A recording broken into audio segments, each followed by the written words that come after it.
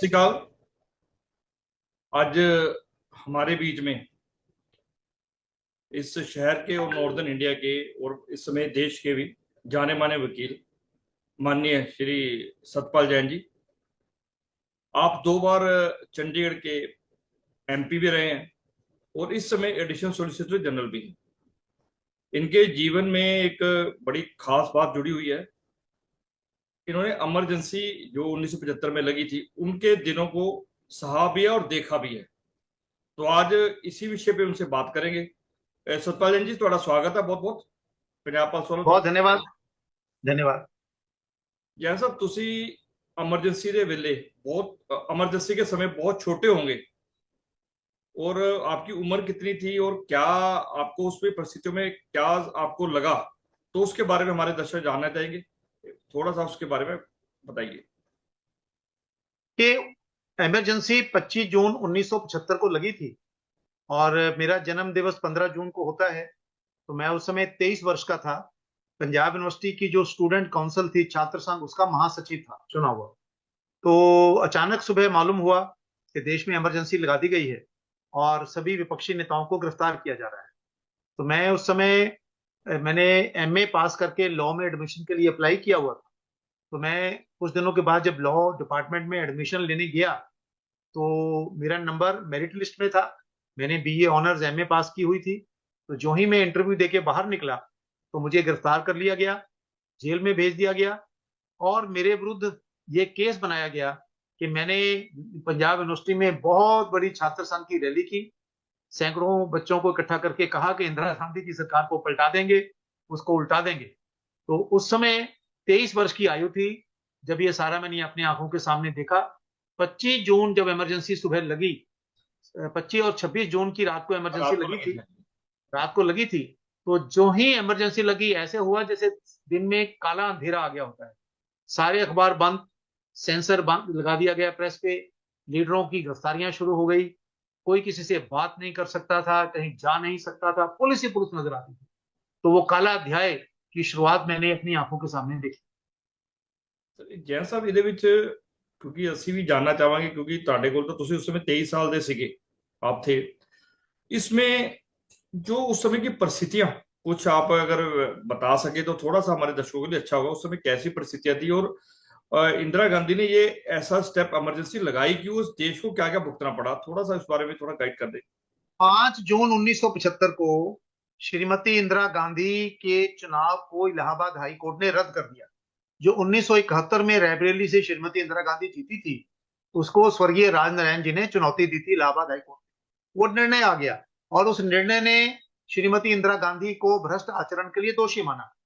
तो मांग तो ये उठ रही थी कि वो त्याग पत्र दें। इसी दौरान श्री जयप्रकाश नारायण जी का आंदोलन, सिंहासन खाली करो कि जनता आती है, चरम सीमा पे था। कांग्रेस के अंदर भी मांग उठ रही थी कि श्रीमती इंदिरा गांधी हाईकोर्ट के निर्णय के बाद अपने पद से त्याग पत्र दें। लेकिन उन्होंने त्याग पत्र देने की बजाय अपने सिद्धार्थ शंकर रे जी की सलाह पर इमरजेंसी लगा दी और लोगों को गिरफ्तार कर लिया। जितने विपक्ष के नेता थे सबको गिरफ्तार कर लिया, जेलों में डाल दिया, सेंसरशिप लगा दी। तो इलाहाबाद हाईकोर्ट के निर्णय को सम्मान करने की बजाय उन्होंने उसको एक चुनौती मानकर अपने लिए रास्ता ढूंढा इमरजेंसी का, और फिर सारे लीडरों को जेल में डाला। और फिर आगे चल के जिस कानून के आधार पर श्रीमती इंदिरा गांधी का चुनाव रद्द किया गया था, उन्होंने पार्लियामेंट का सेशन बुलाकर उस कानून को चेंज कर दिया। जैसे मान लो ये कहा जाए कि कोई आदमी ने किसी का पेन चुराया है तो उसको चोरी की सजा हो जाए, और बाद में आप कानून ये बना दो कि नहीं नहीं, पेन चोरी करना चोरी नहीं माना जाएगा, और उसके बाद आप बचकर निकल जाओ। तो जो परिस्थितियां थी, सारे देश में वातावरण उनके खिलाफ था, कांग्रेस के अंदर भी कांग्रेस के बाहर भी। उस स्थिति से सामना करके लोकतांत्रिक तरीकों से उसका सामना करने के बजाय उन्होंने तानाशाही का रास्ता अपनाना ठीक समझा। तो उस समय जो बड़ी मशहूर अमेंडमेंट्स आई है, 42 अमेंडमेंट्स, उस समय इन्होंने, वो आप कह रहे हो, वो उस समय उन्होंने की है सारी अमेंडमेंट्स, जो अपने आप को जस्टिफिकेशन जो इन्होंने की है इंदिरा गांधी ने भी सरकार का अपने में रहना, क्योंकि आपसे। पार्लियामेंट का सेशन बुलाया गया, उसके बाद सारे विपक्ष के लोग जेल में थे। तो उस पार्लियामेंट सेशन में सिर्फ और सिर्फ रूलिंग पार्टी के और सीपीआई, जो उस समय कांग्रेस का समर्थन कर रही थी, सिर्फ उन्हीं के पार्टी एमपी जो थे लोकसभा में और राज्यसभा में थे। बाकी सारे नेता, अडवाणी जी, वाजपेयी जी, चौधरी चरण सिंह, प्रकाश सिंह बादल, मधु दंडवते, मधु लिमे, सारे नेता जेलों में बंद कर दिए गए। जैन साहब, अब चंडीगढ़ में आप आए रहे और यूनिवर्सिटी में आपने प्रतिनिधित्व भी किया, तो हम जानना चाहेंगे भी, एक तो आप कौन सी तरीकों गिरफ्तार हुए, फिर उसके बाद आपके साथ क्या व्यवहार किया प्रशासन ने या उस समय की पुलिस ने, उसके बारे में हम जानना चाहते हैं। ऐसा चंडीगढ़ में उन दिनों बहुशीरचंद जी गोयल जनसंघ के वरिष्ठ नेता थे, पंडित रामसुख शर्मा, प्रेम सागर जी जैन, ऐसे लोग थे जो उस समय पार्टी का नेतृत्व यहाँ कर रहे थे। मैं विद्यार्थी परिषद में उस समय काम करता था, और जब इमरजेंसी लगी तो पुलिस ने एकदम से जो जो लोग सुबह पकड़े गए उनको पकड़ लिया था। और जो बाकी लोग थे, तो कुछ दिनों के बाद ये तय हुआ कि भी अगर पुलिस ने पकड़ना ही है तो क्यों ना कहीं इकट्ठे होकर मार्केट में, सतारा में नारेबाजी की जाए, आंदोलन शुरू किया जाए, ताकि लोगों को पता लगे कि देश में हालात कैसे पैदा हो रहे हैं। तो उस सिलसिले में गिरफ्तारियां शुरू हो गई थी। मेरी जो गिरफ्तारी थी, वो जब मैं लॉर्ड, मैंने जैसे बताया, एडमिशन लेने गया, तो पंजाब यूनिवर्सिटी से मुझे अरेस्ट किया गया, मुकदमा बनाया गया और उसके बाद जेल में भेज दिया गया। यहाँ के जो स्थानीय नेता थे, जनसंघ के, आरएसएस के उस समय संसार जी, केशव खुराना जी, और भाजपा के जो नेता थे, उन सब ने मिलजुल कर उसके खिलाफ आंदोलन शुरू किया। फिर मेरे खिलाफ जो मुकदमा बनाया गया था, उस मुकदमे के आधार पर, क्योंकि मेरे पे डिफेंस ऑफ इंडिया रूल लगाया गया था, तो कोई लगभग 4 महीने के बाद कोर्ट ने कहा कि कोई कॉग्निजेबल ऑफेंस नहीं है, तो मुझे उन्होंने डिस्चार्ज किया। जो बाकी लोग थे उन पर मीसा लगा गया, डीआईआर, किसी पर 751, ऐसे करके कोई लगभग 100 के करीब लोग चंडीगढ़ जनसंघ के, एबीवीपी के और बाकी पार्टियों के भी लोग उस समय जेल में थे। उसके बाद फिर राष्ट्रीय स्तर पर आरएसएस ने, जनसंघ ने, बाकी पार्टियों ने मिलकर यह तय किया कि हम इसके खिलाफ सत्याग्रह करेंगे। और प्रतिदिन एक निश्चित स्थान पर 4, 5, 6, 8, 10 जितने भी लोग तैयार होते थे, वो मिलकर सत्याग्रह करेंगे और वहां पर अपनी गिरफ्तारी देंगे। 27 जनवरी 1976 को मैं 6 लोगों के साथ, जिसमें हमारे आज के जो प्रांतीय प्रचारक, क्षेत्रीय प्रचारक रहे हैं, श्री रमेश्वर जी, वो भी शामिल थे, तो हम 6 लोगों ने 27 जनवरी को 1976 को पंजाब यूनिवर्सिटी में अपनी गिरफ्तारी दी। हम सारी जगह घूमे नारे लगाते हुए, और हमें गिरफ्तार किया गया। उस रात फिर पुलिस, क्योंकि बहुत गुस्से में थी कि ये क्या हो गया, ये कैसे हो गया, तो हमको पुलिस स्टेशन में ले जाया गया। उस समय सेक्टर 29 में होती थी क्राइम ब्रांच। वहां रात को मेरे को उन्होंने बहुत यातनाएं दी। मेरी उंगलियों पर ऐसे इधर तांबे की तारें, एक यहाँ और एक यहाँ बांधी गई, और एक हाथ दूसरे आदमी ने मेरा पकड़ा, और फिर वो ऐसे करके करंट के झटके मेरे को दिए, और करंट के झटके दिए। एक बार तो लगने लगा कि शायद अब बचना मुश्किल होगा, क्योंकि उस समय मैं बहुत ही दुबला पतला था, परंतु भगवान की कृपा से मैं उस समय बचा। और मुझे याद है, एसएचओ होते थे वहां उन दिनों, के शर्मा, ठीक जब है। 2, 3 बार, 4 बार उन्होंने ऐसे झटके दिए, तो उसने फिर जो झटके देने वाले अफसर को कहा कि यार बस करो। कहता क्यों ऐसा करते हो, कल को कोई ऊंची नीची बात होगी, कौन जवाब देगा, और ये आदमी कहता कभी जाके कल एमएलए, एमपी, मिनिस्टर बन सकता है, बस करो। कहता हमारी ड्यूटी होगी, अब छोड़ो। तो उसके बाद हम लोग आए, पुलिस स्टेशन में दोबारा हमको ले गए। अगले दिन मुझे श्री एचआर नागरा होते थे, जो उस समय सीजीएम थे, उनकी कोर्ट में पेश किया गया। और जो सरकारी वकील थे, उन्होंने रिमांड मांगा, पुलिस रिमांड। तो क्या? जज ने पूछा पुलिस रिमांड किस लिए मांग रहे हो? बोले जी हमने वो मशीनें ट्रेस करनी है जहां इनके इमरजेंसी के खिलाफ पोस्टर टाइप होते हैं, हमने उन बंदों का पता करना जो उसको छापते हैं, वो सारी बातें उन्होंने कही। तो मुझे याद है नागरा साहब ने फाइल देख के नाम पढ़ के बोला कि mister Vora, the mister Satpal Jain is the same fellow who is the general secretary of the students union. Yes. तो उन्होंने फाइल भगा के मारी, मतलब what, police remand, these are political prisoners, no no no, no police remand, judicial remand. और उसके बाद फिर लगभग 5-6 महीने फिर मैं जेल में रहा। और जब फिर चुनाव 77 के आसपास चुनाव की घोषणा आने के पास हुई, फिर हमको उसके बाद मैं बाहर आया। तो कुल मिला के ऐसे मेरा लगभग 1 वर्ष का समय जेल के अंदर रहा। तो आपके आपके मुख से जो जेल की आपकी यादें हैं वो भी कुछ सुनना चाहिए। जेल में आपके साथ उस समय कौन कौन पॉलिटिकल प्रिजनर्स थे, और वो अपने खासकर चंडीगढ़ और पंजाब के भी कोई आते होंगे यहाँ पे एजुकेशन करने, तो उनके बारे में थोड़ा बताइए। जेल में जिस बैरक में हम लोग, एक ही बैरक में थे सभी, एक बैरक में सारे एडजस्ट हो जाते थे। जो नाम आज मेरे को याद है उनमें पंजाब हरियाणा हाई कोर्ट के पूर्व चीफ जस्टिस जस्टिस जेबी गुप्ता उसमें थे, भाऊ दिलीप चंद गुप्ता जी जो संघ चालक थे वो वहां पे थे, भाऊ श्रीचंद गोयल थे, पंडित रामस्वरूप शर्मा थे, प्रेम सागर जी जैन थे, फिर जितेंद्र चोपड़ा, फिर रविंद्र नाथ सहगल, देशराज टंडन, ऐसे लोग थे। हमारी एमआर लखनपाल कुछ देर हमारे साथ रहे। एक बार अकाली दल के कुछ वर्कर आए थे, वो भी हमारे साथ वहां पर रहे जेल में। सतपाल गुप्ता जो बाद में हरियाणा में आईएएस बने, वो भी इमरजेंसी में हमारे साथ जेल में थे। 2-3 आदमी हमारी जेल में से बाद में राजनीतिक जीवन में गए या सामाजिक जीवन में गए। जेबी गुप्ता जी जज बन के चीफ जस्टिस बने, सतपाल गुप्ता आईएएस में गए, और मैं सतपाल जैन राजनीति में आया। उस समय जेल के अंदर वातावरण बहुत अच्छा था। बाहर सारी जो दुनिया थी वो जेल की तरह थी। एक बार हमारे यहाँ एक जस्टिस डीएस तवातिया इंस्पेक्शन पे आए, जेल की इंस्पेक्शन करने आते थे। तो जेल सुपरिटेंडेंट ने और जेल के अधिकारियों ने उनको सारी बैरकें दिखा दी, पर हमारे वाली बैरक में नहीं लेकर आए। तो जस्टिस तवातिया बहुत ही पहुंचे हुए जज थे, तो उन्होंने जब वो ले जाने लगे तो उन्होंने सुपरिटेंडेंट से पूछा कि यहाँ कोई पॉलिटिकल प्रिजनर नहीं है? तो बोला है। तो कहा है? बोला वो दूसरी बैरक में है। तो बोला तुम मुझे वहां क्यों नहीं लेकर गए? नहीं नहीं सर, वो ध्यान चले, वो कहता मैं उस बैरक में जाना चाहता हूँ। तो जस्टिस तवातिया हमारी बैरक में आ गए। पता लगा तो हमने कुर्सी सामने लगाई। तो कई हमारे वकील थे, तो जेबी गुप्ता जी, श्रीचंद गोयल जी, सब वकील थे, वो आके बैठे। तो बीच में से किसी ने कहा कि सर ये हमको दबाना चाहते हैं जेल वाले। तो जस्टिस तवातिया ने कहा कि अगर ये दबने वाले होते तो जेल में ही ना आते। तो उन्होंने भाऊ दिलीप चंद गुप्ता से पूछा, जेबी गुप्ता जी से पूछा, कैसे हो आप? तो उन्होंने कहा हम यहाँ मजे में हैं, वकील तो यहाँ बहुत हैं, एक आप जज आए हैं और एक अगर और जज आ जाए तो हम यहाँ कचहरी भी लगा सकते हैं। तो बड़े खुश हुए, चले गए। फिर एक बार क्या हुआ, हमारे वहां एक नाई आता था जो सबके बाल काटा करता था। ठीक है। तो वो 4-5 दिन नहीं आया। तो 4-5 दिन के बाद जब वो आया तो हमने उससे पूछा कि तुम कहाँ गए हुए थे? तो उसने कहा जी कि मेरे को कार में, काले शीशों वाली कार में बंद करके ले गए थे किसी जगह पर, और वहां एक सज्जन आए हुए थे बुजुर्ग, उनके मैंने बाल बनाए, उनके मैंने नाखून काटे। तो सब लोग समझ नहीं पा रहे थे कि कौन हो सकता है। नाम लिए 3-4 लोगों के, उन्होंने कहा नहीं, नाम तो वो जानता नहीं था किसी का। तो मैंने जयप्रकाश नारायण जी से, क्योंकि मेरी मीटिंग हुई थी कई बार, मैं उनको पहचानता था। उनके नाक पर यहाँ तिल था, नीला। तो मैंने उसको पूछा कि उन बुजुर्गों के नाक पे तिल था? बोला हाँ जी, नाक पे तिल था नीला। तब हमको मालूम हुआ कि जयप्रकाश नारायण जी को भी चंडीगढ़ लाया गया।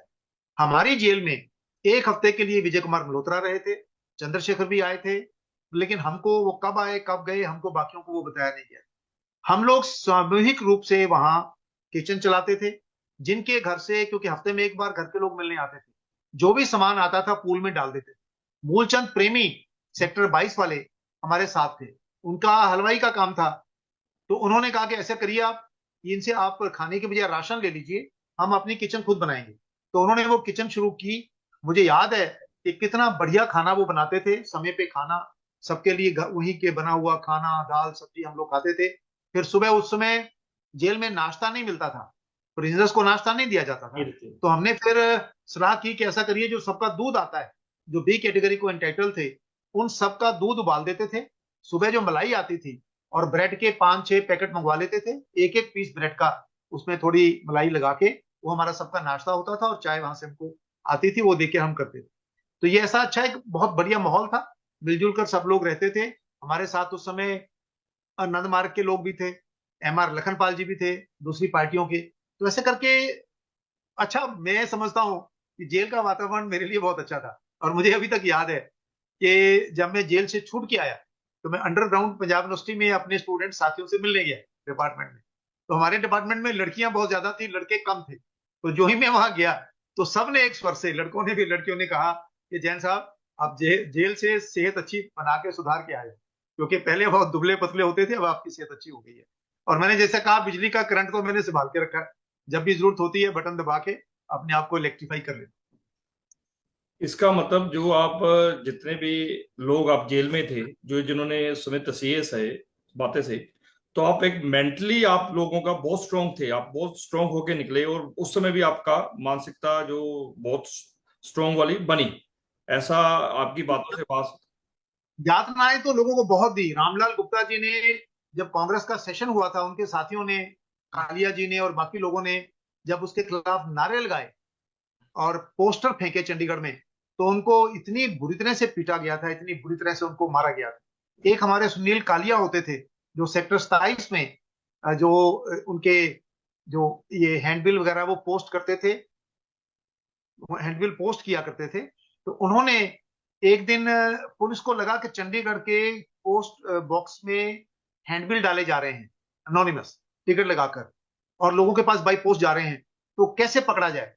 तो चंडीगढ़ पुलिस ने स्ट्रेटजी बनाकर शहर में जितने भी पोस्ट बॉक्स थे सब पर सीआईडी का एक एक आदमी अलॉट कर दिया 24 आवर, ताकि कोई भी व्यक्ति जब कोई चिट्ठियां डालने आए तो वो वॉच करें कि वो क्या डाल रहा है।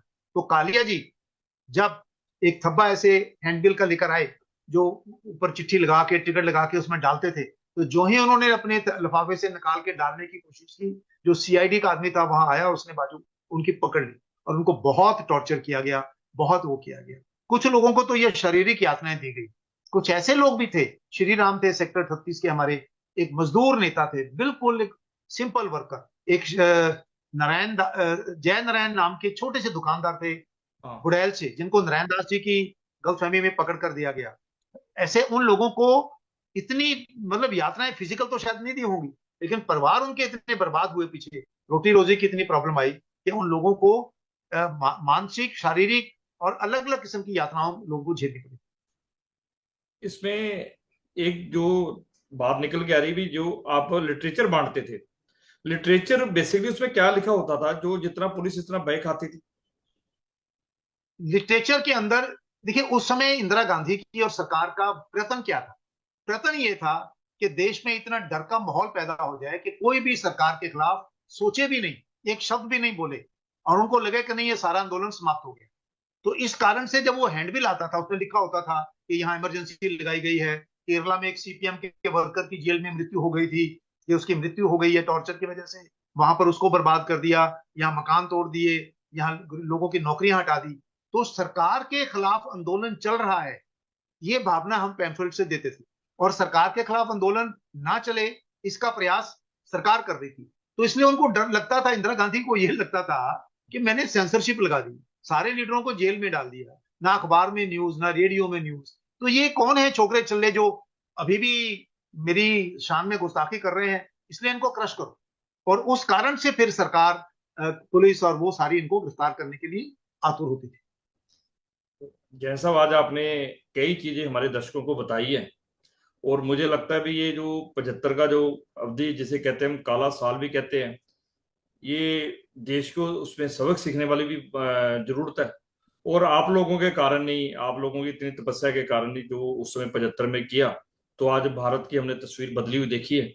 आप जहाँ मैं भी। दो बातें कहना चाहता हूँ, हाँ दो जी। बातें कहना चाहता हूँ। पहली बात तो ये कि वो जो काले दिन थे, भगवान करे कि फिर दोबारा कभी भी देश की राजनीति में किसी भी जनरेशन को ना सामना करना पड़े। दूसरी बात, जो उस समय की इंदिरा गांधी जी की सरकार ने अत्याचार किए, देश में अत्याचार किए, लोकतंत्र पर, जनता पर, जुडिशरी पर, बाकी सब पर, मैं समझता हूं कि आज 48 वर्ष के बाद, 2 साल के बाद 50 वर्ष हो जाएंगे, जैसे बाकी कामों के लिए लोग कह रहे हैं कि गांधी परिवार को माफी मांगनी चाहिए, जो सिखों पर दंगे हुए उनके लिए माफी मांगनी चाहिए, मैं समझता हूं कि समय आ गया है आज सारा देश ये मांग करे कि गांधी परिवार और उनके वारिसों को आपात स्थिति में जो ज्यादतियां हुई हैं उसके लिए माफी मांगनी चाहिए देश से।